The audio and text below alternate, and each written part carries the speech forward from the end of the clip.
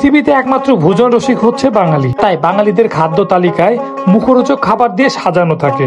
তেমনি বাংলাদেশের বিভিন্ন জেলাতে তাদের নিজস্ব কিছু ঐতিহ্যবাহী খাবার রয়েছে। এই খাবারগুলো সেসব জেলার ঐতিহ্য এবং স্মৃতি বহন করে। আমাদের জামালপুর জেলাও রয়েছে নিজস্ব কিছু ঐতিহ্যবাহী খাবার, তার মধ্যে অন্যতম হচ্ছে পিঠালি বা মেন্দা। তাছাড়াও স্থানীয়ভাবে এর আরো বিভিন্ন নাম রয়েছে, এর মধ্যে অন্যতম হচ্ছে মিলানি, মিল্লি ভাত সহ আরো পাহাড়ি রকমের নাম। আমরা যে নামে ডাকি না কেন, এর স্বাদ, গন্ধ এবং এর গ্রান সত্যি সবাইকে মাতোয়ারা করে তোলে। ঐতিহ্যবাহী খাবার সচরাচর রান্না করা হয় না। বড় মজলিস বা বড় ধরনের দাওয়াতগুলোতে এ ধরনের খাবার আয়োজন করে থাকে।